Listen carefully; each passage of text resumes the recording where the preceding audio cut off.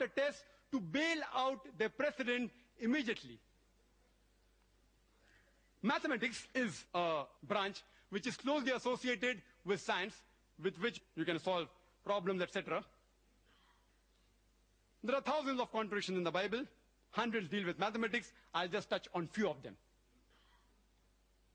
It's mentioned in Ezra chapter number 2, verse number 1, and Nehemiah chapter number 7, verse number 6, the context, that when the people returned from exile from Babylon, when King Nebuchadnezzar of Babylon, when he released the men from Israel, they came back from captivity, and the list of the people are given.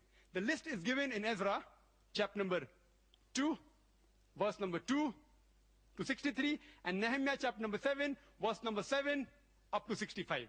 The list is given with the names as well as number of people released. In these 60 verses, there are no less than 18 times the name is exactly the same, but the number is different. There are no less than 18 contradictions in less than 60 verses of scriptures.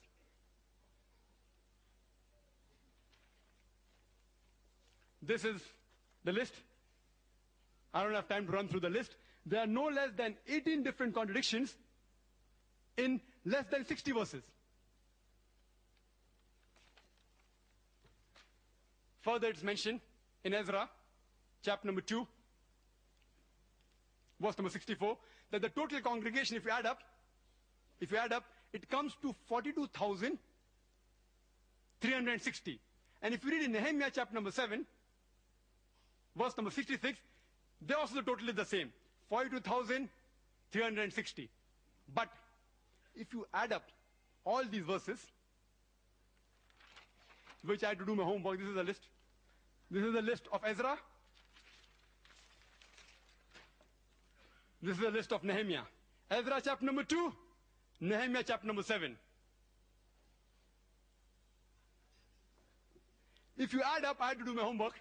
If you add up, in Ezra chapter number 2, it doesn't come to 42,360, it comes to 29,818.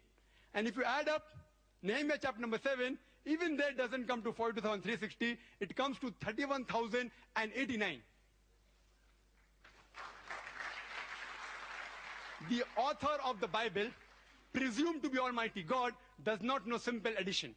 If you give this problem even to a person who's passed elementary school, he'll be able to get the right answer. If you add up all the 60 verses, it's so easy.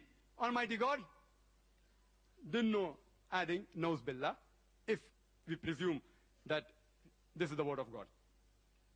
Further, if we read in Ezra chapter number 2, verse number 65, it says there were 200 singing men and women. Nehemiah chapter number 7, verse 67, there were 245 singing men and women. Were they 200 or were there 245 singing men and women? Context is the same, a mathematical contradiction. It's mentioned in the 2 Kings, chapter number 24, verse number 8, that Joachim was 18 years old when he began to reign Jerusalem. And he reigned for 3 months and 10 days. 2 Chronicles, chapter number 36, verse number 9 says that Joachim was 8 years old when he began to reign, and he reigned for 3 months, 10 days.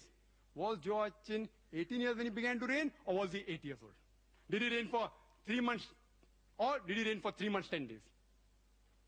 Further, it's mentioned in the 1 Kings, chapter number 7, verse number 26, that in his molten sea, he had 2,000 baths.